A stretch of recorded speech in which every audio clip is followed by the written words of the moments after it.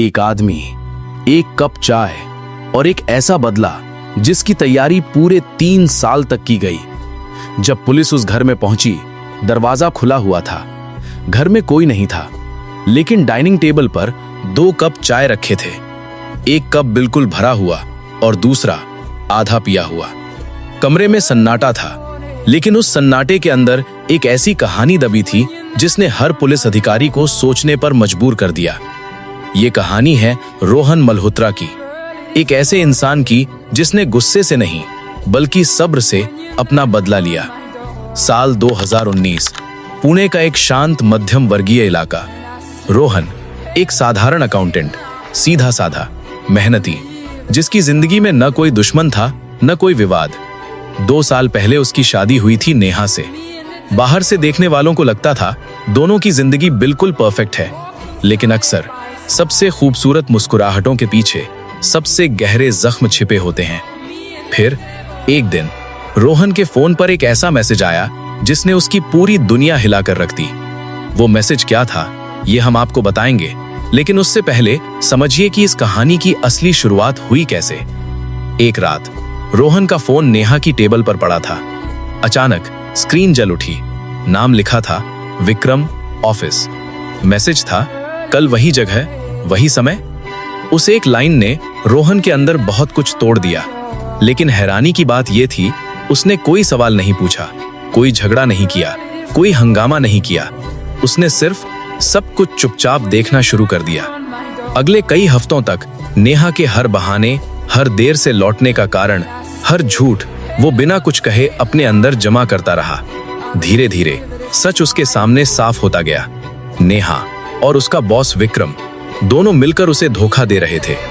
कोई भी इंसान शायद उसी पल सब खत्म कर देता, लेकिन रोहन ने नहीं, क्योंकि उसके दिमाग में कुछ और ही चल रहा था। यहीं से ये कहानी एक साधारण धोखे की कहानी नहीं रहती, बल्कि बन जाती है एक ऐसी योजना जिसका हर कदम पहले से तय था। रोहन ने एक डायरी बनानी शुरू की।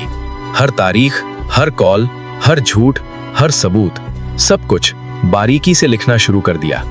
उसने अपनी सारी संपत्ति कानूनी तरीके से चुपचाप सुरक्षित कर दी, पैसे बचाए, दस्तावेज इकट्ठा किए, यहाँ तक कि नेहा के बैंक खातों और विक्रम की कंपनी के फाइनेंस तक हर जानकारी जुटा ली।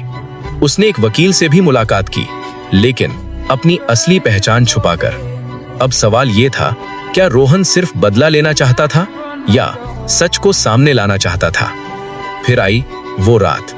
रोहन ने नेहा के लिए अपने हाथों से एक कप चाय बनाई, ठीक वही चाय जिसे बाद में पुलिस ने टेबल पर देखा। लेकिन उस चाय में क्या था, ये राज अभी भी पर्दे के पीछे था। अगली सुबह रोहन हमेशा की तरह ऑफिस चला गया, जैसे कुछ हुआ ही ना हो।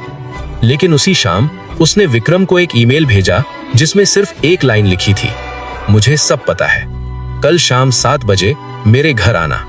वो एक लाइन पढ़ते ही विक्रम के पैरों तले जमीन खिसक गई। उसने तुरंत नेहा को फोन किया, लेकिन कोई जवाब नहीं मिला।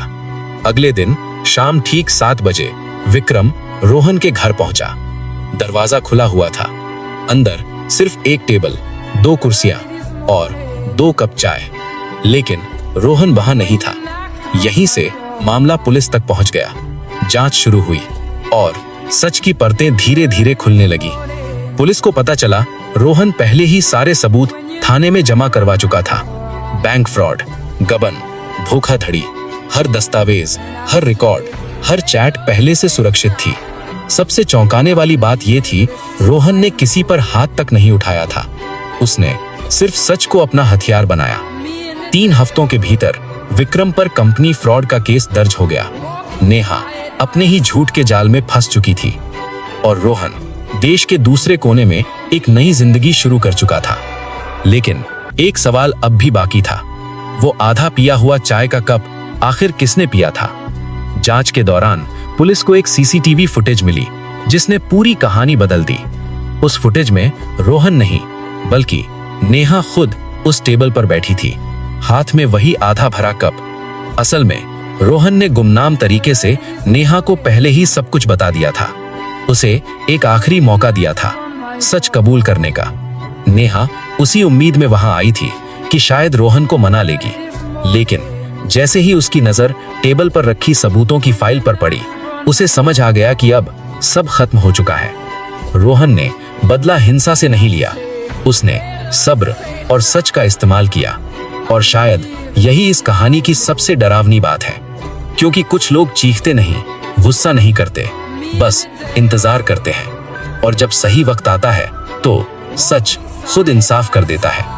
अब फैसला आपके हाथ में है। क्या रोहन ने सही किया या ये भी एक ठंडा सोचा समझा बदला था? अपनी राय हमें कमेंट में जरूर बताइए।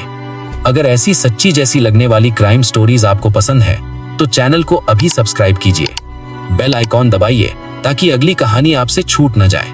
और बताइए, अगर आप रोहन की जगह होते तो क्या करते? मिलते हैं अगली रहस्यमयी कहानी में।